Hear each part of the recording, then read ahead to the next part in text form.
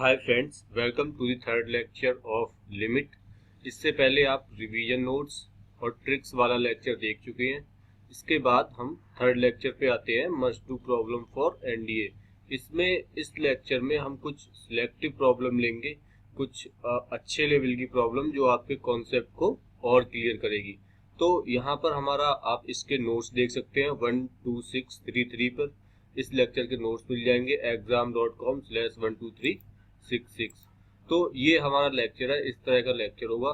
देखिए, इस लेक्चर को करने का एक स्पेशल पैटर्न ये होगा कि हम इसमें प्रॉब्लम डालेंगे और प्रॉब्लम का सॉल्यूशन शो नहीं होगा। केवल प्रॉब्लम होंगी, आपको उसका सॉल्यूशन खुद करना होगा। तो जब आप खुद करेंगे, खुद पहले ट्राई कीजिए।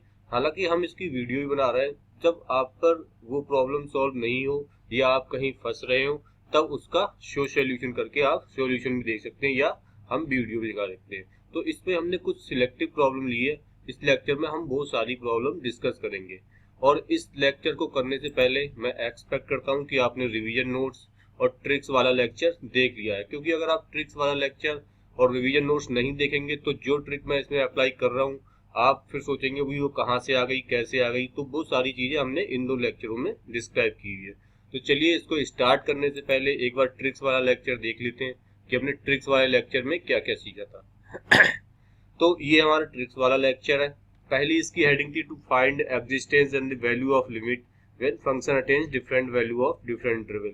जब हमारा जो फंक्शन था जो दो अलग अलग इंटरवल में अलग अलग वैल्यू रखा था, तो इसके लिए हम लिमिट निकालने के लिए क्या करते थे कि उसकी लेफ्ट हैंड लिमिट कैलकुलेट करी और राइट हैंड लिमिट कैलकुलेट करी। अगर दोनों लिमिट इक्वल आ रही हैं तो हम कह देते थे कि इसकी लिमिट एग्जिस्ट कर रही है। तो ये वाला मेथड था कि भाई अगर अलग अलग केस हो, दो इंटरवल में डिफाइन हो, तो हम दोनों की लेफ्ट हैंड और राइट हैंड लिमिट कैलकुलेट कर लें, और अगर इक्वल आए तो हम कह दें कि भाई लिमिट एग्जिस्ट कर रही है। फिर हमारा था कि अगर एक ही है, पूरे इंटरवल में कोई इंटरवल नहीं दिया या एक ही है फंक्शन, तो उस केस में हम देखते थे पहले 0/0 फॉर्म तो नहीं है। अब जैसे ये क्वेश्चन है, इसमें कोई इंटरवल नहीं दिया है, मतलब ये एक ही इंटरवल में डिफाइन है। तो अब फिर हम देखेंगे कि 0/0 तो नहीं है इसमें।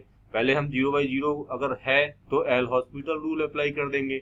अगर एल हॉस्पिटल रूल नहीं हो रहा है या कई बार डिफिकल्ट है, तो फिर हम उसमें दूसरे मेथड यूज करते थे, जैसे सिंप्लीफिकेशन या फैक्टराइजेशन। इस तरह की प्रॉब्लम अक्सर ट्रिग्नोमेट्री के साथ आती है, जो ट्रिग्नोमेट्री के एक्सप्रेशन होती हैं। मान लिए थोड़ा और लंबा होता तो डिफरेंशिएशन करना आपको और हार्ड हो जाता और टफ हो जाता, तो इसलिए इसे सिंप्लीफिकेशन करते हैं। तो हमने देखा कि अगर डिफरेंट इंटरवल में है तब आप left hand right hand calculate कर लो। अगर सेम है तो आप एल हॉस्पिटल लगा लो। इसके बाद कुछ हमने फॉर्म देखी थी जो इनडिटरमिनेट फॉर्म थी, जैसे 0/0 और इन्फिनिटी को तो हमने डिस्कस कर लिया। 0 इंटू इन्फिनिटी हो या 1 इंटू इन्फिनिटी हो या 0 infinity to the power infinity, ये सारी इनडिटरमिनेट फॉर्म हो। तो इन सारों को हम जैसे डील करते हैं, अगर 0 इंटू इन्फिनिटी, तो अगर 0 इंटू इन्फिनिटी हो तो हम इसे 0/0 या इन्फिनिटी बना लेते हैं, इसे 1 करके। ठीक है, जैसे ये है x ln x है, तो 0 इंटू इन्फिनिटी है, तो x को 1/x लिख लिया हमने, इन्फिनिटी बना लिया। तो इस तरीके से इस फॉर्म को हैंडल करते हैं। दूसरी फॉर्म थी हमारी 1 to the power infinity. 1 to the power infinity को हम कैसे हैंडल कर देते हैं कि e की पावर में हम ले जाके fx-1 इंटू जी एक्स कर देते थे। जैसे ये 1 टू दी पावर इन्फिनिटी है, अगर हमारा fx1 a पे 1 की तरफ टेंड्स कर रहा है, जी एक्स इन्फिनिटी की तरफ टेंड्स कर रहा है, तो हम क्या कर देते हैं कि e की पावर में पूरा फंक्शन और इस fx में से एक घटा के इसे gx के मल्टीप्लीकेशन में लिख दिया। ये हमारा तरीका होता था 1 टू दी पावर इन्फिनिटी को डील करने का। दूसरा था हमारा इन्फिनिटी टू दी पावर 0 और 0 टू दी पावर 0। तो ये इसका तरीका था लॉग लेके, क्योंकि लॉग लेके ही वो चीज नीचे आएगी, तो हम इसमें लॉग ले लेते थे। और लॉग लेके अगर सॉल्व हो रही तो ठीक है, नहीं तो हम इसे 0/0 वैसे ही डिनोमिनेटर में 1 लिख के 0/0 या इन्फिनिटी बना लेंगे, तो इसे सॉल्व कर देंगे। लास्ट फॉर्म हमारी बची इन्फिनिटी माइनस इन्फिनिटी। ये इसको फैक्टराइजेशन मेथड से हम सॉल्व कर सकते हैं। आपने इसके क्वेश्चन देखा होगा, इन्फिनिटी माइनस इन्फिनिटी, इसमें ऊपर नीचे आपने रियलाइज कर लिया, दोनों तरफ गुणा करके और कर लिया। फिर हमने लास्ट देखा था कि स्पेशल टाइप ऑफ फंक्शन, ये जो ग्रेटेस्ट पार्ट फंक्शन है, ये इंटीजर वैल्यू रिटर्न करता है 0 से 1। अगर 0 से 1 का बीच में है तो 0 रिटर्न करेगा, 1 पर नहीं जाएगा। ये वाला जो फ्रैक्शनल पार्ट है ये 0 से 1 में वैल्यू देता है। ये एब्सोल्यूट वैल्यू फंक्शन है जो हमेशा पॉजिटिव रिटर्न करता है। तो ये सारी हमने लिमिट में ट्रिक डिस्कस करी थी। मैं एक्सपेक्ट आपसे करता हूँ कि आपने ये लेक्चर ध्यान से देखा हो, पूरा किया हो, तभी आप उस लेक्चर पे मस्ट डू प्रॉब्लम पे जाएं, तभी आप उस लेक्चर को करें। क्योंकि अगर आप ये छोड़ देंगे तो हमारी बेसिक चीजें छूट जाएंगी, तो आपको वो चीज इतने अच्छे से समझ नहीं आएगी। तो चलिए उस लेक्चर को स्टार्ट करते हैं। तो ये लेक्चर हमारा जो है ये exam.com/12633 पे मिल जाएगा आपको, वहीं पर नोट्स है, वहीं पर ये वीडियो भी है। तो चलिए इस लेक्चर का पहला क्वेश्चन हम ये लेते हैं। पहला क्वेश्चन बड़ा सिंपल सा है और आप पहले इसे करने की कोशिश कीजिए, फिर वीडियो पॉज कर दीजिए, फिर हम इसका सोल्यूशन डिस्कस करते हैं। तो चलिए इसका सोल्यूशन डिस्कस करते हैं। सबसे पहले तो ये एक दिख ही रहा है आपको कि ये ग्रेटेस्ट इंटीजर फंक्शन है जो मॉड x दिया हुआ है। दूसरा आपको पूछा है कि limit x tends to 0 f(x) क्या होगी, ये आपको कैलकुलेट करनी है।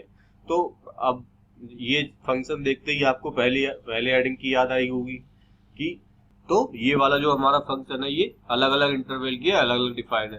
तो सिंपली हम 0 पर लेफ्ट हैंड और राइट हैंड लिमिट कैलकुलेट कर ले, और अगर ये इक्वल आ गई तो हम कहते हैं कि भाई लिमिट एग्जिस्ट करती है, या एग्जिस्ट करती है तो किसके इक्वल है। तो ठीक है, सबसे पहले तो सोल्यूशन में तो हम जाएंगे ही h करके प्लस h माइनस h करके, वो वाला हमारा ट्रेडिशनल मेथड है। लेकिन एग्जाम में आपके पास इतना टाइम नहीं होगा कि आप वहां प्लस h लिखो फिर माइनस h लिखो। चलो ये वाला क्वेश्चन तो ठीक है, लेकिन अगर कोई बड़ा क्वेश्चन आ जाए, कोई लेंदी ऐसा हेक्टिक सा आ जाए, वो आप नहीं डील कर पाओ तो आपको प्रॉब्लम हो सकती है। तो मैं चाहता हूं कि आप जितनी मन में कैलकुलेशन कर सकते हैं उतनी ही ज्यादा करें, क्योंकि मैथ्स में वही इंपॉर्टेंट होती है, ना कि आप लिख के पूरी चीजों कर रहे हैं। लिख के करनी होती है चीजें जब आप स्टार्टिंग में प्रैक्टिस कर रहे हो। तो अब हम इसकी लेफ्ट हैंड लिमिट ऐसे ही कैलकुलेट करें तो 0 माइनस होती है, 0 माइनस पे ये वाला फंक्शन आएगा, 0 माइनस h के लिए क्या आएगा, -1 आ जाएगा। अब ग्रेटेस्ट इंटीजर फंक्शन क्या रिटर्न करेगा 0 माइनस h के लिए, -1। तो साइन -1 अपॉन -1, साइन वाला जो -1 है उसका -1 का माइनस बाहर आ जाएगा, तो माइनस साइन 1 अपॉन 1। तो माइनस से माइनस कैंसिल आउट हो गया, तो आ गया ये साइन 1। तो लेफ्ट हैंड लिमिट हमारी आई साइन 1। अब राइट हैंड लिमिट देख लेते हैं। तो पहले आप इसका सोल्यूशन देख लीजिए। ये हमारी 0 पे हमने लिमिट कैलकुलेट करी, फिर 0 माइनस h, फिर 0 माइनस h का आ गया हमारा माइनस साइन -1 का 1 बाहर आ गया, माइनस साइन 1 अपॉन ये नीचे -1 आ गया, तो ये आ गई साइन 1। ये फिर हमने दूसरी limit right hand limit calculate करी। राइट हैंड लिमिट कैलकुलेट करने के लिए हमने 0 प्लस लिया और साइन 0 प्लस 0 आ जाएगा, तो 0 प्लस h आएगा, यहाँ पर भी 0 प्लस h आएगा। तो हमारा जो लिमिट हो जाएगी वो sine 0 plus h upon 0 plus h, यानी sine bracket h upon bracket h। तो देखिए इस लिमिट को कैलकुलेट करने के लिए ये 0 की तरफ टेंड्स कर रहा है, तो साइन 0 भी 0 की तरफ टेंड्स करेगा और h भी 0 की तरफ टेंड्स करेगा, तो ये साइन x अपॉन x वाला फॉर्मूला हो गया, तो लिमिट आ गई 1। तो इस तरह से हमने देखी कि इसकी राइट हैंड लिमिट और लेफ्ट हैंड लिमिट अलग अलग आ रही है, इक्वल नहीं है। तो आपका जो आंसर है वो आ जाएगा कि limit does not exist and answer is D. इस तरह से आपने देखी कि ये आंसर आया डी। तो इस तरह क्वेश्चन लेने का हमारा मतलब है कि आपके जो कॉन्सेप्ट है ग्रेटेस्ट इंटीजर फंक्शन के वो और ज्यादा क्लियर करने। कई बार लोग इसमें गलती कर देते हैं, कई सारी इसमें गलतियां हो जाती हैं कि sine minus h upon h को यहीं रख देते हैं, फिर वो इसे 1 ले लेते हैं, फिर नीचे वाला 1 आ जाता है, वो कह देते हैं लिमिट एग्जिस्ट करती है। तो ऐसा नहीं होगा, पहले हमें ये वाली वैल्यू कैलकुलेट करनी होगी। अगर हमने यहाँ पर वैल्यू कैलकुलेट कर ली तो ये साइन -1 वैसे ही आ जाएगी, तो इसलिए ये साइन 1 आई और ये साइन 1 आई, तो इसलिए इसकी लिमिट एग्जिस्ट नहीं करती। चलिए अब हम दूसरा क्वेश्चन देखते हैं। दूसरा क्वेश्चन इसके बाद चलिए अब हम नेक्स्ट प्रॉब्लम डिस्कस करते हैं। नेक्स्ट प्रॉब्लम है हमारी ये वाली। आप इसको पहले खुद सॉल्व करने की कोशिश करें, फिर हम इसका सॉल्यूशन डिस्कस करेंगे। तो चलिए ये प्रॉब्लम डिस्कस करते हैं। हमें दिया हुआ है कि फंक्शन ये एफ ये है, इस इंटरवल में ये डिफाइंड है। Then the quadratic equation whose root are this and this. एक क्वाड्रेटिक इक्वेशन है, उसके जो रूट्स हैं वो आपके left and right hand limit है। अब देखिए यहाँ पर आपकी लिमिट की नॉलेज तो चेक हो रही है, लेकिन आपको उस क्वाड्रेटिक इक्वेशन की भी नॉलेज की जरूरत है। कई बार होता है कि आप चलो लिमिट तो मैंने पढ़ ली, अब बाकी जो चीजें हैं वो आपको नहीं आती, बहुत इजी क्वेश्चन है, कुछ भी नहीं है क्वाड्रेटिक इक्वेशन फॉर्म करने में, पर आपको वो चीज आनी चाहिए। अब क्वाड्रेटिक इक्वेशन कैसे फॉर्म होती है, उसका मेथड क्या होता है, मैं फिलहाल इसके लिए बता दे रहा हूँ, लेकिन जब हम आगे लेक्चर क्वाड्रेटिक इक्वेशन का बनाएंगे हम उसमें आपको डिटेल में बताएंगे। तो यहाँ पर होता क्या है कि जो क्वाड्रेटिक इक्वेशन दो गिवन रूट से फाइंड होती है, उसका एक मेथड होता है X square minus sum of the roots into X plus multiplication of the roots. तो कुछ नहीं है, आपको simple left hand limit calculate कर लो 2 पे, राइट हैंड लिमिट कैलकुलेट कर लो 2 प्लस पे, और सिंपली इस क्वेश्चन को सॉल्व कर लो। तो ये पहला मेथड जो हमने डिस्कस किया था स्टार्टिंग में, 2 माइनस एच करके 2 प्लस एच करके अलग अलग इंटरवल में डिफाइन है, उस तरह से निकाल लो। लेकिन इतना वो करने की जरूरत नहीं है, 2 प्लस एच करें 2 माइनस एच करें, तो यहाँ हम सिंपली 2 माइनस एच के लिए ये वाला फंक्शन आएगा, तो हम इसमें सिंपली 2 पुट करते हैं, 2 दूनी 4 माइनस 1 1 3, मतलब 2 माइनस एच की वैल्यू आएगी 3। फिर हम इसमें 2 प्लस के लिए ये वाला फंक्शन आएगा, हम इसमें 2 पुट करते हैं, 2 दूनी 4 प्लस 3 7, मतलब वैल्यू आएगी हमारी 7, इसकी वैल्यू आई 3, इसकी वैल्यू आई 7, तो हमारी क्वाड्रेटिक इक्वेशन हो गई x square minus 10x plus 21। तो इसका प्रॉपर मेथड देख लेते हैं हम यहाँ पर कैसे सॉल्व किया है। वही 2 माइनस किया हमने, 2 माइनस 0 माइनस एच। अब क्योंकि एच में 0 रखी जाता है, अगर हमारा कुछ पार्ट डिनोमिनेटर में होता तब हमें सोचना पड़ता कि एच कहाँ पर ले। तो जब भी आपको डिनोमिनेटर में कुछ भी नहीं दिया हो फंक्शन में, तो आप सीधे वो वैल्यू पुट कर सकते हैं जिसपे वो लिमिट कैलकुलेट की जा रही है, क्योंकि अल्टीमेटली हमारा एच में 0 रखी जाना है, तो फिर वो वैल्यू 3 आएगी। 2 प्लस पे जब हमने देखा तो 0, 2 प्लस एच रख दिया, एच को 0 रख दिया, 10 आ गया, फिर 3 और 10 आ गया। फिर हमने क्वाड्रेटिक इक्वेशन जैसे मैंने बताई थी आपको, X square minus sum of the roots into X plus multiplication of the roots, ये हमारी क्वाड्रेटिक इक्वेशन आ गई, हमारा आंसर डी आ गया। तो इस क्वेश्चन को लेने का मतलब ये था, बहुत इजी क्वेश्चन था, लेकिन लिमिट के साथ साथ आपको दूसरी नॉलेज भी हो, दूसरी चीजों की भी नॉलेज हो, वो भी कभी कभी चेक की जा सकती है। तो चलिए अब नेक्स्ट को, तो ये हमारा नेक्स्ट क्वेश्चन है। मैं चाहता हूँ पहले आप खुद इसे सॉल्व करने की कोशिश करें, फिर हम इसका सॉल्यूशन डिस्कस करेंगे। तो चलिए इसका सॉल्यूशन डिस्कस करते हैं। पहले आपको दिया हुआ है कि एफ एक्स जो है, if F X limit X tends to A equals to 1 and G X की लिमिट ए पर इन्फिनिटी की तरफ टेंड्स कर रही है, तो ये चीज आपको दी हुई है। फिर हमको ये लिमिट पूछी है। अब ये चीज दी हुई है तो बहुत इजी है, चलो हम देखते हैं। फिर भी x की जगह अगर हम 0 रखा है इस एक्सप्रेशन में, cos 0 अपॉन cot 0, cos 0 का वैल्यू 1, cot 0 की वैल्यू इन्फिनिटी। सिंपल ये 1 to the power infinity form है, और आपने ट्रिक्स वाले लेक्चर में हमने बताया था कि 1 to the power infinity form को कैसे डील करते हैं। हम e टू दी पावर में उस चीज को लिख लेते हैं, और एफ एक्स माइनस 1 इंटू ये जी एक्स है वो इसके मल्टीप्लीकेशन में आ जाता है। तो यहाँ पर तो ये चीज दी हुई है, इस केस में दी हुई है, पर मोस्टली केसेस में ये चीज नहीं दी होगी, आपको खुद से वो मेमोराइज करना है और फिर उस क्वेश्चन को सॉल्व करना है। तो चलिए इस क्वेश्चन को देख लेते हैं। सिंपली ई की पावर में हमने लिख दिया, लिमिट सेम रहेगी एक्स टेंड्स टू 0, पर ये लिमिट ऊपर पहुंच जाएगी। जो एफ एक्स है हमारा cos x, इसमें -1 इंटू कॉट एक्स का मल्टीप्लीकेशन। अब बस कुछ नहीं, इस क्वेश्चन को सिंप्लीफाई कर लीजिए। ट्रिग्नोमेट्रिक इक्वेशन है, cos x -1 है, cot x को हम नीचे ले आए, cot x को हमने बना दिया tan x को, tan x स्क्वायर, फिर हमने x स्क्वायर के ऊपर नीचे मल्टीप्लाई कर लिया। ये वाला जो है ये x स्क्वायर होगा, क्योंकि tan x अपॉन x का होल स्क्वायर तभी तो 1 होगा, तो इसलिए ये वाला भी x स्क्वायर होगा। यहाँ पर x स्क्वायर है वो बस टाइपिंग एरर है। तो cos x, अब फिर हमारा ये tan x अपॉन x हो गया 1, फिर हमारा बचा cos x upon x square. फिर cos x upon x square की भी आप वैल्यू जानते हो, अगर नहीं जानते तो आप फिर एल हॉस्पिटल रूल लगा दीजिए, और ये आ जाएगा sin x upon 2, sin x upon 2x, फिर sin x अपॉन x 1 हो जाएगा, तो ये आ जाएगा 1/2। तो आंसर इस तरह से आ गया हमारा 1/e की पावर 1/2। तो इस तरह से आपने देखा कि ये जो क्वेश्चन था बड़ा सिंपल था, लेकिन इसमें ये चीज दी हुई थी, लेकिन मोस्टली प्रॉब्लम में आपको ये चीज नहीं दी होगी। मैं आपको बता रहा हूँ e to the power infinity के बहुत इजी क्वेश्चन आते हैं एनडीए में, आपको कभी भी छोड़ना नहीं चाहिए। बस मैक्सिमम लोग ये गलती करते हैं कि उनको e to the power infinity नहीं पता होता है।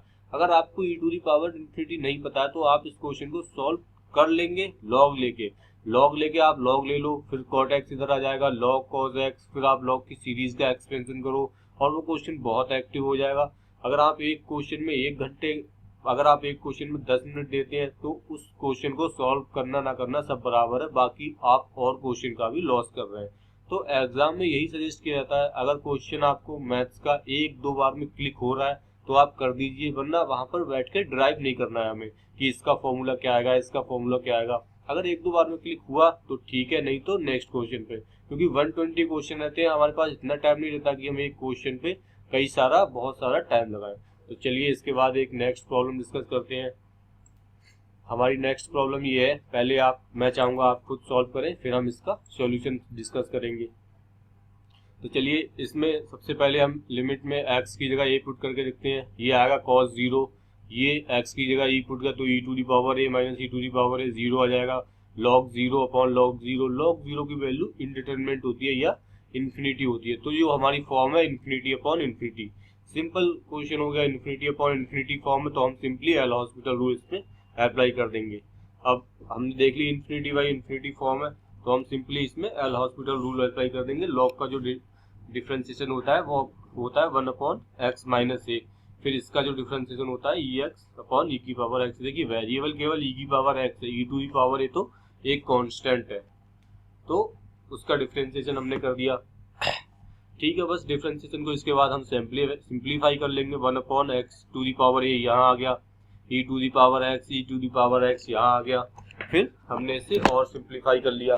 अब फिर हमने देखा इसमें कि फिर हमने x की जगह a पुट किया। जब हम x की जगह a पुट करेंगे तो इस वाले एक्सप्रेशन की वैल्यू फिर 0 आ गई, फिर और ऊपर वाले e to the power x और e to the power minus a की भी वैल्यू हमारी 0 आ गई।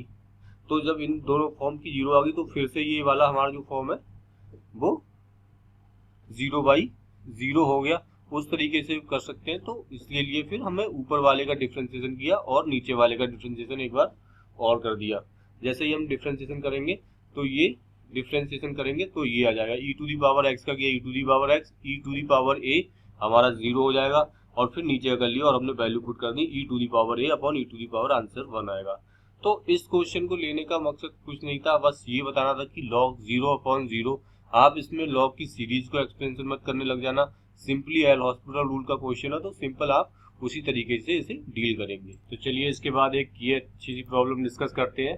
ये प्रॉब्लम जो है हमारी 0 to the power 2x X E to the power x square E to the power 4x square. पहले मैं चाहूंगा कि आप खुद डिस्कस करें, खुद इस क्वेश्चन को सॉल्व करें। क्वेश्चन को सॉल्व करने में कुछ नहीं, मैं आपको बता रहा हूँ एक हिंट। ये जो एक्स स्क्वायर है इसका डिफरेंशिएशन आप 2x ऊपर नीचे मल्टीप्लाई करके एक्स स्क्वायर लिख लें, फिर इस क्वेश्चन को सॉल्व कर लें। ये इंटीग्रेशन देख के डरे ना, इसमें इंटीग्रेशन से कुछ नहीं है, बस आपको ये थोड़ा सा सिंप्लीफाई करने का, फिर हम इसका सॉल्यूशन डिस्कस करेंगे।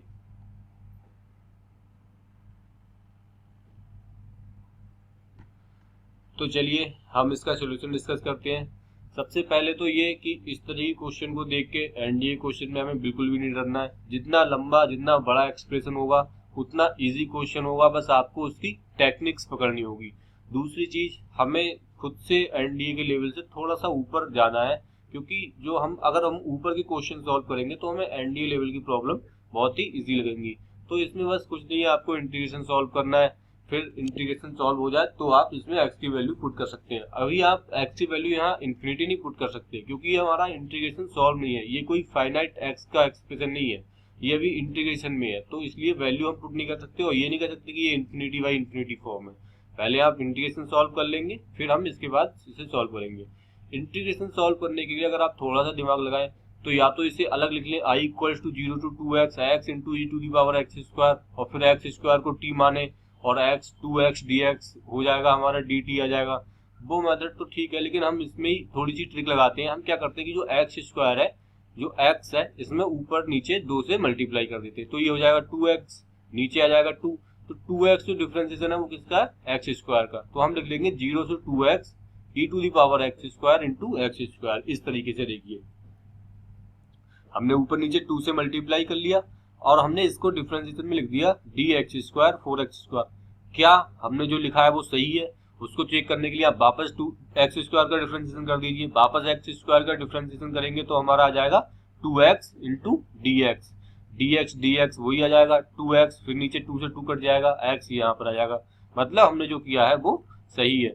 हमने ये थ्योरम क्यों किया, क्योंकि e to the power x square था। अब हम एक्स स्क्वायर की जगह t रख सकते हैं, हालांकि रखने की जरूरत नहीं है, हम यहाँ पर ऐसे ही सॉल्व कर लेंगे, लेकिन एक्स स्क्वायर की जगह हम t रख देंगे तो e की पावर t dt का जो इंटीग्रेशन आएगा वो e की पावर t ही आएगा। तो इसलिए हमें इंटीग्रेशन सॉल्व करने में इजी हो जाएगा। तो अब जब हम इसका इंटीग्रेशन कर दीजिए e की पावर एक्स स्क्वायर का dx स्क्वायर के रिस्पेक्ट में e की पावर एक्स स्क्वायर ही आएगा। इसके बाद इसकी जो लिमिट है फाइनाइट इंटीग्रल है, तो इसकी लिमिट पुट कर दीजिए आप। लिमिट पुट कर दी हमने e to the power x square, फिर हमने जीरो लिया, जीरो में e to the power zero आ जाएगा, -1 आ जाएगा, 2 e to the power 4x square. फिर इस एक्सप्रेशन को हमने सॉल्व कर लिया और सॉल्व करने के बाद हमारा आंसर आया 1/2। तो हमने ये सॉल्व कर लिया, आंसर आ गया हमारा डी। तो देखिए इस तरह के क्वेश्चन को लेने का मतलब हमारा मेन पर्पज यही है कि आपकी कमांड को और स्ट्रॉन्ग करना। अगर आपने जो हमारा ट्रिक्स वाला लेक्चर है, रिवीजन वाला लेक्चर है अच्छे से पढ़ रखा है तो मस्ट डू प्रॉब्लम का लेक्चर है, इस प्रॉब्लम के लेक्चर के बाद आपको ये वाला लेक्चर करना है एंड ये प्रीवियस प्रॉब्लम। मैं आपको सजेस्ट करता हूँ कि आप कोई भी क्वेश्चन वीडियो में ना देखें, वीडियो में क्वेश्चन का सॉल्यूशन वही देखें जो आप पे नहीं हो रहा है, या सॉल्यूशन वही देखें जो आप पे नहीं हो रहा है, क्योंकि अगर आप पहले वीडियो में देख लेंगे फिर आपका दिमाग खुद का नहीं चलेगा। तो मैं चाहता हूं कि आप ये सारी चीजें इसी सीरियल में करें, और वीडियो है आपके लिए, सारी चीजें अवेलेबल है, लेकिन वो आप बाद में देखें, पहले खुद से ट्राई करें। इसके बाद अच्छी प्रॉब्लम, जैसे ये वाली अच्छी प्रॉब्लम है, ये चीजें जो कहाँ से ये हैबिट डेवलप होगी आपकी, उसके लिए हमने स्टिल वांट्स मोर का एक ऑप्शन दिया हुआ है। इस स्टिल वांट्स मोर में आपको अनलिमिटेड प्रैक्टिस दी हुई है जो डिफरेंट एग्जाम्स में आते हैं, अब तक पूछे गए हैं। एनडीए में मैंने देखा है कि जो क्वेश्चन होते हैं वो लगातार पुराने एग्जाम्स के आते हैं, पुराने एग्जाम्स के वो लोग क्वेश्चन पूछते हैं, तो वो सारी चीजें हैं। तो यहाँ पर जैसे ही हम इस पर क्लिक करते हैं, तो जैसे ही आप इस वाली फील्ड पे क्लिक करेंगे ये आपको कुछ ऐसा व्यू दिखाएगा, इसमें सारे क्वेश्चन रहेंगे। आप जब तक आपकी क्षमता है तब तक आप इसमें प्रैक्टिस कर सकते हैं। देखिए ये क्वेश्चन दिया हुआ है, ये सारे आंसर दिए हुए हैं, सॉल्व करिए, आंसर टिक करिए। अगर मान लो आपका आंसर गलत है या नहीं सॉल्व हो रहा है तो आप नीचे सॉल्यूशन पे भी क्लिक कर सकते हैं। सॉल्यूशन पे क्लिक कर देंगे तो आपका सॉल्यूशन खुल जाएगा और आपका आंसर इस तरह से आ जाएगा। यहाँ कॉर्नर में आपके रिकॉर्ड भी आता रहेगा कि आपने कितने सही किए, कितने गलत किए। इस तरह से ये सारी हमारी चीजें डिजाइन की हुई है प्रैक्टिस के लिए। इसके बाद आप नेक्स्ट क्वेश्चन पे भी जा सकते हैं। तो ये सारी चीजें जो हमने आपको दे रहे हैं, देखिए हम तो अपनी तरफ से 100% दे रहे हैं, लेकिन आपकी ग्रास्पिंग कैपेसिटी क्या है वो आप पर डिपेंड करता है। तो आपको मैं यही सजेस्ट करूंगा कि आप ज्यादा से ज्यादा प्रैक्टिस करें, ताकि आपको एग्जाम में प्रैक्टिस करते टाइम, एग्जाम में क्वेश्चन करते टाइम कोई दिक्कत ना हो। तो ये अनलिमिटेड प्रैक्टिस उन लोगों के लिए है जो अच्छी रैंक हासिल करना चाहते हैं, जो मैथ्स में अच्छा स्कोर करना चाहते हैं, या जो मैथ्स में अच्छे कॉन्सेप्ट क्लियर करना चाहते हैं, क्योंकि ये सारी चीजें प्रैक्टिस के लिए ही होती है। तो चलिए इसके बाद हम नेक्स्ट क्वेश्चन डिस्कस करते हैं। ये वाला क्वेश्चन हमने अभी डिस्कस किया, इसके बाद है ये वाला क्वेश्चन। तो चलिए पहले मैं चाहूंगा कि आप खुद इस क्वेश्चन को डील करें, इसके बाद हम डिस्कस करते हैं। तो इस क्वेश्चन में दिया हुआ है लिमिट x टेंड्स टू 0 और लिमिट आपकी पूछी हुई है e to the power 1 - x पे। तो आपको ये, अगर आपको ये सिंपल सी लिमिट लग रही है और e टू दी पावर -∞ आ रहा है और आंसर आपका 0 आ रहा है, तो ज्यादा आपको सोचने की जरूरत नहीं है कि e की पावर -h किया, e to the power +h किया और फिर ये किया। तो आपको बस क्या करना है कि एक दोनों जो लिमिट है, अगर आपको सिंपल सा एक्सप्रेशन दिया हुआ है तो दोनों तरफ की आपको लिमिट कैलकुलेट करने के लिए 0 -h पे 0 +h पे। जब भी हम इसकी 0 -h पे लिमिट पॉजिटिव करेंगे तो माइनस से माइनस कट जाएगा, ये e to the power infinity आ जाएगा, ये इन्फिनिटी आ जाएगा। ये जो b है वो यहाँ नहीं आएगा, ये ऐसे ही है लिखा हुआ, ये इन्फिनिटी आ गया। ये जो लेफ्ट हैंड लिमिट है ये 0 -h, जब हम ये जो राइट हैंड लिमिट है ये हम राइट हैंड में 0 +h लिखते हैं तो -h लिखेंगे, e to the power -infinity आ जाएगा। तो e to the power -infinity और हम कह सकते हैं कि 0। तो इस तरह से देखा कि हमने दोनों लिमिट एग्जिस्ट नहीं करती हैं, दोनों अनइक्वल है। चलिए अब नेक्स्ट प्रॉब्लम डिस्कस करते हैं। हमारी नेक्स्ट प्रॉब्लम में है आपकी theta tends to π/4 √2 cos theta - sin theta और ये एक्सप्रेशन। मैं चाहता हूँ पहले आप इसे खुद ट्राई करें, फिर हम इसका सॉल्यूशन डिस्कस करेंगे।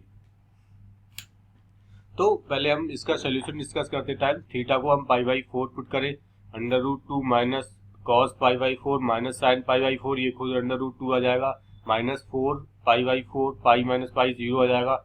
मतलब सिंपली ये 0/0 फॉर्म है, इसमें हम एल हॉस्पिटल लॉ अप्लाई कर देंगे। देखिए एल हॉस्पिटल रूल जब हम अप्लाई कर रहे थे, जब हम ट्रिक्स डिस्कस कर रहे थे, तब हमने आपको ये बताया था कि एल हॉस्पिटल रूल 0/0 आ जाए, उसे देखते से ही आप ना लगा दें, उसमें कुछ सिंप्लीफिकेशन अगर हो रहा हो तो वो भी कर ले, वो ज्यादा इजी मेथड होता है बजाय कि आपको डायरेक्ट एल हॉस्पिटल लगाने के।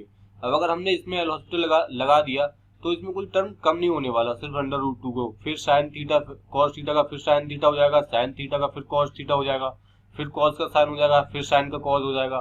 तो इस तरह के एक्सप्रेशन में जहां भी आपको ट्रिग्नोमेट्रिक एक्सप्रेशन होती है तो वहां पर डिफरेंशिएशन करने पर भी वो कम नहीं होते हैं। बाकी एक्स की जो पावर है या पॉलिनोमियल की जो पावर है वो कम हो जाती है, तो वहां पर तो हम लगा सकते हैं, लेकिन हम फिर भी ट्राई करें कि एक हद तक जहां तक हम पर पॉसिबल हो हम उस चीज को सिंप्लीफाई कर ले। तो चलिए इसको सिंप्लीफाई कर ले। सिंप्लीफाई करने के लिए सिंपल इसमें अब इसका कोफिशिएंट 1/, अगर हम √2 से ऊपर नीचे मल्टीप्लीकेशन कर लें, केवल cos theta plus sine theta में हमने माइनस बाहर कॉमन ले लिया, cos theta plus sine theta बचा, और ऊपर नीचे √2 से हमने मल्टीप्लाई डिवाइड कर दिया, तो हमारा आ गया √2 और ये आ गया 1/√2। 1/√2 को हमने लिया cos π/4, तो ये आ गया cos π/4 cos theta minus sine theta sine π/4। हमारा जो एक्सप्रेशन जो फॉर्मूला बन गया cos π/4 थीटा माइनस π/4। तो नीचे से हमने 4 कॉमन ले लिया, थीटा माइनस π/4 का स्क्वायर। तो इस तरह से हमने देखा कि हम ये चीज सिंप्लीफाई कर सकते हैं। फिर इसे थोड़ा सा और सिंप्लीफाई कर लिया, आप यहाँ पर भी एल हॉस्पिटल लॉ लगा सकते हो, लेकिन हम क्या करते हैं कि थीटा माइनस π/4 को y एज्यूम कर लिया। अब देखिए थीटा माइनस π/4 को हम y एज्यूम कर लिया, एज्यूम हम कर सकते हैं, लेकिन हमें लिमिट उसके अकॉर्डिंग चेंज करनी होती है हमेशा। अब थीटा π/4 पर टेंस कर रहा है, π/4 इधर ले गए तो थीटा माइनस π/4 किस पर टेंस करेगा, 0 पर। तो y हमने थीटा माइनस π/4 को y मान रखा है, तो y 0 पर टेंस करेगा। √2/16 इसे सॉल्व कर लिया, ये 1 minus cos theta minus Y square, इसकी वैल्यू जो आती है वो आती है आपकी 1/2। तो फाइनल जो आंसर आपका आ गया वो आपका आ गया, इसे क्योंकि सिंप्लीफाई किया और इसकी जो वैल्यू आई वो 1/2 आई। अब यहाँ से वैसे भी हम ऑल हॉस्पिटल से जा सकते हैं या हम इसे सॉल्व कर सकते हैं, 2 sin स्क्वायर y/2, फिर y/2 को अपन 1/2 कर लिया। वो सिर्फ सिंप्लीफिकेशन की टेक्निक्स है, वो आप खुद सॉल्व करोगे तो आ जाएगी। तो आंसर आया 16√2। तो इस क्वेश्चन को लेने का मतलब हमारा जो पर्पस था वो यही था, हम यहाँ से कहीं से भी इसमें एल हॉस्पिटल से सॉल्व कर सकते थे, लेकिन ये जो एक टेक्निक्स है, जो एक ट्रिक जो हमने यहाँ डिस्कस करी है वो अलग सी एक ट्रिक्स है। जब भी आप कभी अगर लंबा एक्सप्रेशन है, अगर एल हॉस्पिटल से सॉल्व करना थोड़ा सा ट्रिकी हो रहा है, थोड़ा सा हेक्टिक हो रहा है, तो आप इस तरह से ये वाली ट्रिक यूज कर सकते हैं। तो इस तरह से हमने देखा कि किस तरह हमने ये प्रॉब्लम इजीली सॉल्व कर दी। अब चलिए नेक्स्ट प्रॉब्लम लेते हैं। पहले आप इसे खुद सॉल्व करने की कोशिश कीजिए, कुछ भी इस प्रॉब्लम में नहीं है, बस 1 माइनस कॉस 2 थीटा, तो सिंपली आप कॉस का फॉर्मूला रख दीजिए, x-1 है तो इसे सॉल्व करने की कोशिश करिए। चलिए इसका सोल्यूशन देखते हैं। जैसे मैंने पहले बताया था कि आपको कि 1 माइनस कॉस थीटा है, तो 1 माइनस कॉस 2 थीटा या 1 प्लस कॉस 2 थीटा देखते ही हमें कुछ कुछ हो जाता है। तो 1 माइनस कॉस 2 थीटा का हम जो एक्सप्रेशन है वो क्या करेंगे, 1 माइनस 2 साइन स्क्वायर थीटा। तो हम इसमें फिर वही x-1 अगर दिया हुआ है, आपको लिमिट पूछी हुई है 1 पे, तो x-1 ऊपर नीचे है, तो हम इसमें फिर सेम टेक्निक्स जो उसमें यूज की है वो यूज करते हैं। देखिए ये क्वेश्चन फिर मैं वही बोल रहा हूँ कि एल हॉस्पिटल से हो सकता है, लेकिन अगर आपको सेम मिल जाए ऊपर नीचे x-1 यहाँ भी x-1, तो लिमिट भी उस तरह से चेंज हो जाए, तो आप इस तरह से इजीली कैलकुलेट कर सकते हैं। यहाँ पर आपको बहुत ध्यान देने वाली बात ये है कि जब ये √2 आ जाएगा और जब हम इसका स्क्वायर रूट लेंगे तो ये मॉडुलस ऑफ साइन वाई आएगा, ना कि केवल साइन वाई। मॉडुलस, अगर कई बार बच्चे ये गलती कर देते हैं कि साइन वाई कर दिया, √2 आ गया, ठीक है लिमिट हमारी पॉजिटिव, वो जो लिमिट आई वो हमारी साइन वाई अपॉन वाई √2 आ गई, तो वो चीज गलत हो जाएगी। अगर हम मॉडुलस होगा तो यहाँ पर जो निगेटिव वैल्यू होगी, वाई जो मॉडुलस हमेशा निगेटिव वैल्यू के लिए निगेटिव रिटर्न करेगा और पॉजिटिव वैल्यू के लिए हमेशा पॉजिटिव रिटर्न करेगा। जब हम पॉजिटिव वाई लिखेंगे तो साइन वाई की भी वैल्यू पॉजिटिव आ जाएगी और साइन वाई अपॉन वाई 1 हो जाएगा। जब हम नेगेटिव लिखेंगे तो इस पूरे एक्सप्रेशन की वैल्यू नेगेटिव आएगी साइन वाई की, और वो -√2 चला जाएगा और ये साइन वाई अपॉन 1 हो जाएगा। तो इस तरह से हमने देखी कि लेफ्ट हैंड और राइट हैंड लिमिट अनइक्वल आ रही है, इक्वल नहीं है, तो लिमिट एग्जिस्ट नहीं करती, हमारा आंसर डी है। तो हमने इसमें देखा कि ये वाली जो चीज है वो आपको बहुत ध्यान से रखनी है एग्जाम में, क्योंकि अगर हम साइन वाई अपॉन वाई कर देंगे तो वो हमेशा 1 आ जाएगा और हमारे जो कुछ सोल्यूशन है जो पॉजिटिव के लिए हैं और जो फिर निगेटिव के लिए हैं वो छूट जाएंगे, तो आप कभी भी गड़बड़ कर सकते हो। तो अगर आप वैसे करते सिंपली साइन वाई कर देते तो आपका आंसर ये आ जाता और आपका आंसर ये 1 आप टिक कर देते। पहली चीज आप ध्यान रखें एग्जाम में, कभी भी आंसर 1 आए तो आप दोबारा चेक कर लें, क्योंकि मैक्सिमम टाइम वो जो गलत क्वेश्चन करवाने वाले होते हैं वो इसी तरह से आंसर क्वेश्चन बनाते हैं कि आप जैसे ही आपने आंसर कैलकुलेट किया आपका आंसर बना गया, तुरंत आप देख के आगे बढ़ जाते हो, आप नीचे वाले आंसर को देखते ही नहीं हो। तो मैं चाहता हूं कि जो भी आंसर आप फर्स्ट मारे वो मैक्सिमम टाइम गलत, मतलब मैक्सिमम टाइम तो नहीं, फिर भी हम कह सकते हैं कि 30% आप वो क्वेश्चन गलत ही होते हैं, मतलब 1 उनका आंसर नहीं होता है। तो 1 आंसर और नन ऑफ दीज और इस तरह के आंसर सोचने से पहले बहुत सोच ले। नन ऑफ दीज तो हार्डली ही किसी क्वेश्चन का आंसर होता है, तो नन ऑफ दीज तो ना ही मारे। अगर आपका आंसर नन ऑफ दीज आ भी रहा है तो भी एक बार को वो क्वेश्चन नहीं करें, क्योंकि हो सकता है कोई आंसर आ रहा हो लेकिन आप कैलकुलेट नहीं कर पा रहे हो। तो पहला आंसर और डी आंसर आप थोड़ा सोच कर माने। चलिए इसके बाद दूसरा क्वेश्चन देखते हैं। दूसरा क्वेश्चन है हमारा ये, आप इस क्वेश्चन को खुद सॉल्व करें। बहुत सिंपल क्वेश्चन है, साइन 0 माइनस 0 अपॉन 0, 0/0 की फॉर्म है, एल हॉस्पिटल सिंपली लग जाएगा, कुछ भी नहीं है, बहुत इजी क्वेश्चन है। तो हम इसका चलिए सोल्यूशन डिस्कस कर लेते हैं। सिंपली 0/0 इंडिटरमिनेट फॉर्म है, जब 0/0 है तो एल हॉस्पिटल इसमें लग जाएगा। इसका डिफरेंशिएशन cos x आ जाएगा, इसका 1 आ जाएगा, इसका 3x² हो जाएगा, फिर ये 0/0 बन जाएगी फॉर्म, फिर हम इसका डिफरेंशिएशन कर लेंगे और sin x y x फिर 1 बन जाएगा और हमारा आंसर आ जाएगा -1। ये बहुत ही सिंपल प्रॉब्लम थी, बस 2 बार इसमें एल हॉस्पिटल रूल अप्लाई करना था। देखिए इसमें तो 2 बार रूल अप्लाई करना था, लेकिन जब तक रूल ये होता है एल हॉस्पिटल का कि जब तक 0/0 फॉर्म बनती रहेगी तब तक हम उसके पीछे पड़े रहेंगे कि उसे सॉल्व करते रहेंगे, एल हॉस्पिटल से डिफरेंशिएशन ऊपर नीचे करते रहेंगे। लेकिन कई बार ऐसे क्वेश्चन आते हैं कि अगर मान लो e⁻x आ जाता या ऊपर ऊपर आपका आ जाता कुछ जैसे sin x cos x जो हमने अभी डिस्कस किया, तो ना तो e⁻x कम है, तो आप उसका कितना भी डिफरेंशिएशन करो इंटीग्रेशन करो वो फिर e⁻x ही रहेगा, ऊपर sin x तो ना वो कम है, तो वो भी सेम कुछ ना कुछ तो आ ही जाएगा, cos x sin x cos x आ जाएगा, cos x का फिर sin x आ जाएगा, तो ना ऊपर से टर्म कम हो रहा है ना नीचे से टर्म कम हो रहा है। तो इस तरह की प्रॉब्लम से 0/0 बन भी जाए तो भी एल हॉस्पिटल हमें नहीं लगाना चाहिए। दूसरी ट्रिक्स इस तरह की प्रॉब्लम करने की होती है, मतलब 0/0 तो sin x अपॉन e⁻x अगर इस तरह का कोई हम एक्सप्रेशन ले तो बन तो जाएगा, लेकिन हम उस तरह की प्रॉब्लम अलग तरीके से डील करते हैं, वो हम आगे देखेंगे आगे आने वाली प्रॉब्लम में कि हम उस तरह की प्रॉब्लम कैसे डील करते हैं जब हमने कई बार एल हॉस्पिटल रूल अप्लाई करना हो। चलिए इसके बाद दूसरी प्रॉब्लम लेते हैं हम। इसके बाद ये बड़ी सिंपल सी प्रॉब्लम है, आप पहले खुद कोशिश करिए। चलिए इसका सोल्यूशन डिस्कस करते हैं। सिंपली हम ये हमें दिया हुआ है f(5) f'(5) = 3 और हमें लिमिट हमारी जो पूछी हुई है इस एक्सप्रेशन की 5 पे पूछी हुई है। तो पहली चीज तो ये है कि जो हमें f की वैल्यू दी हुई है हमें इनका यूटिलाइज करते हुए करना है। f'(5) दिया हुआ है, मतलब कहीं ना कहीं इस fx का डिफरेंशिएशन हुआ होगा, तभी ये 5 पे डिफरेंशिएशन इसकी वैल्यू दी हुई है। तो चलिए हम वैल्यू लग के देख लेते हैं। इसमें x की वैल्यू रखी हमने 5 f(5) minus 5 f(5) upon 5 minus 5, 0/0 form है, सिंपली एल हॉस्पिटल रूल है, बहुत इजी क्वेश्चन है।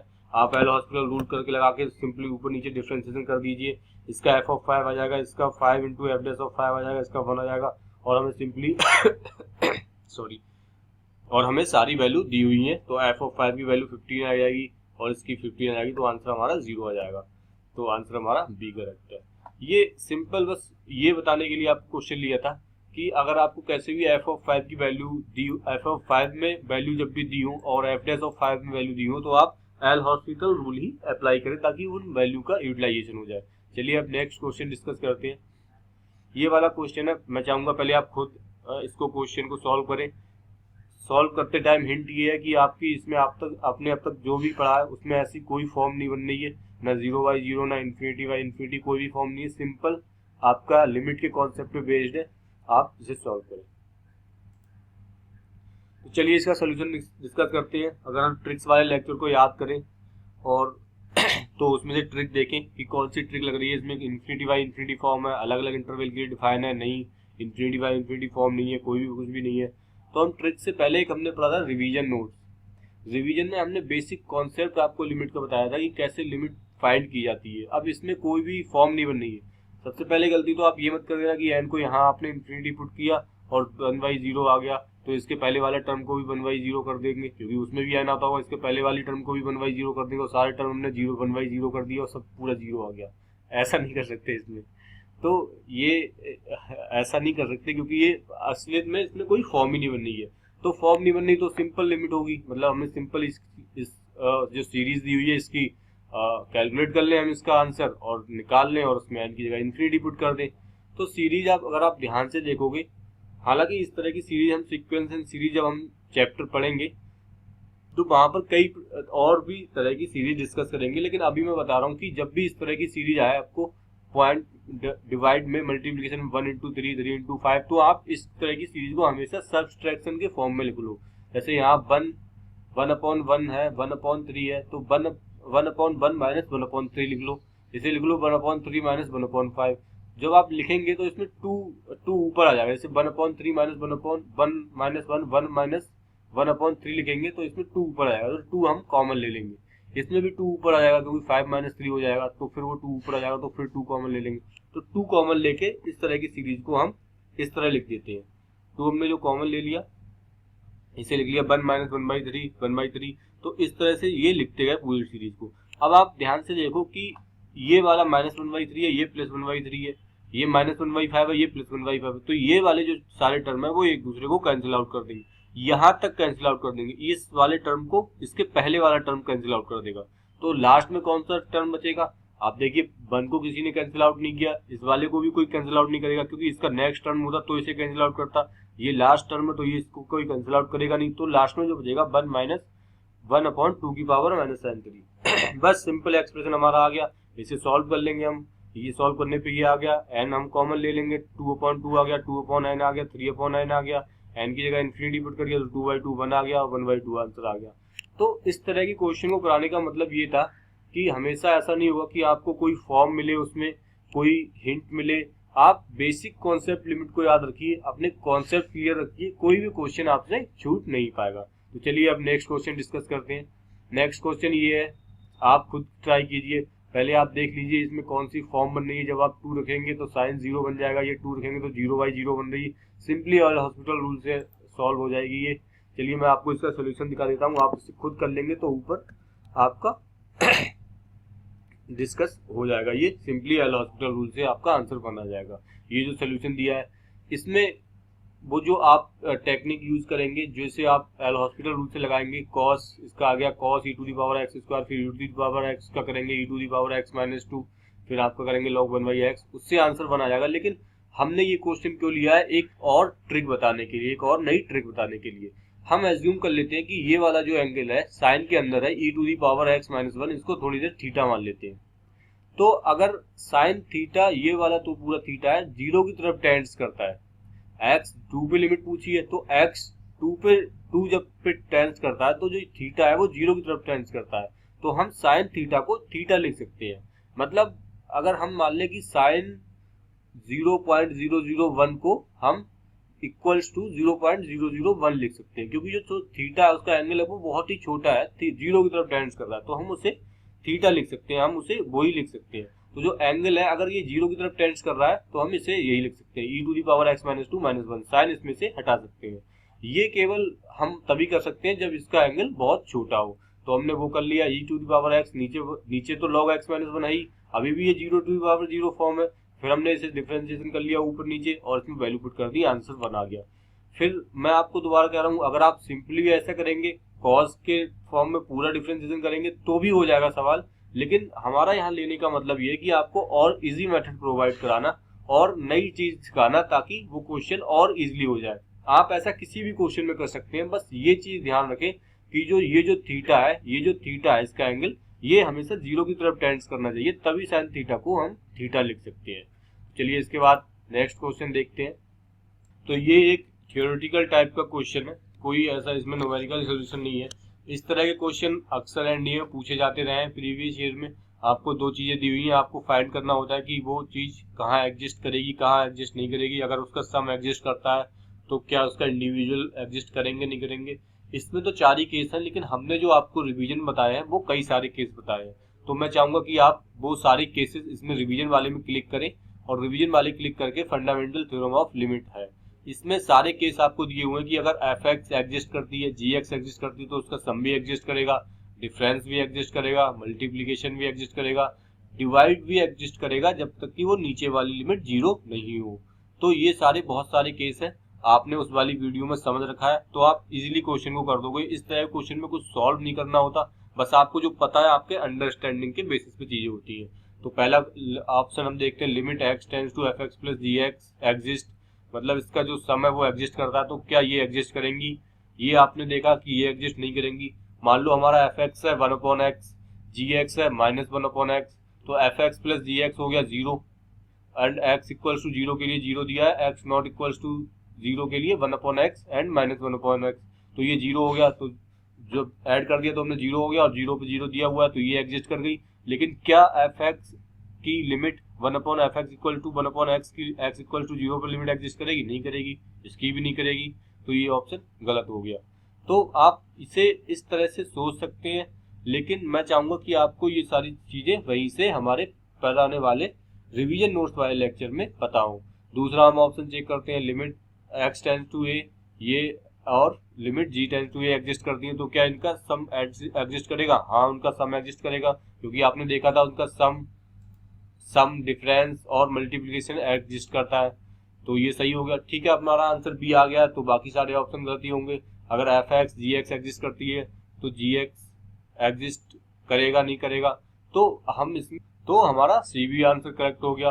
तो डी हम अगर देखते हैं कि एफ एक्स इंटू जी एक्स एग्जिस्ट करती है, तो क्या दोनों अलग अलग इंडिविजुअल करेंगी नहीं करेंगी? तो एफ एक्स को अगर हम 1/x ले लें, जी एक्स को हम ले लें x, और ये x नॉट इक्वल्स टू के लिए ले लें, और x इक्वल्स टू के लिए हम ले लें 1, तो मल्टीप्लीकेशन करेंगे तो ऊपर नीचे x से x कट जाएगा, 1 से 1 एग्जिस्ट कर जाएगी लिमिट, लेकिन F x equals to 1/x की लिमिट एग्जिस्ट नहीं करेगी।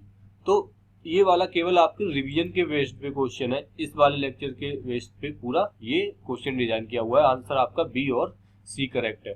तो ये हमारा लास्ट क्वेश्चन था। इस तरह से हमने देखा कि कैसे हमने उन ट्रिक्स को यूज करते हुए बड़ा सिंपल तरीके से वो सारी प्रॉब्लम सॉल्व कर ली। बहुत सिंपल, कोई हमें बहुत ज्यादा हैक्टिक, हमने अच्छे लेवल की प्रॉब्लम कराई, लेकिन हमें कोई ज्यादा दिक्कत नहीं हुई। तो इस लेक्चर को करने के बाद मैं आपसे चाहता हूं, हमारा मस्ट डू प्रॉब्लम हो गया, प्रीवियस ईयर क्वेश्चन आप खुद पहले सॉल्व करें, खुद लगाए, तभी वीडियो देखें, और इसके बाद आप स्टिल वांट्स मोर पे क्लिक करके और ज्यादा क्वेश्चनों की प्रैक्टिस करें, ताकि आपके कॉन्सेप्ट और क्लियर हो। तो thank you very much guys for seeing this lecture. I hope you will do good in NDA exam. Thanks.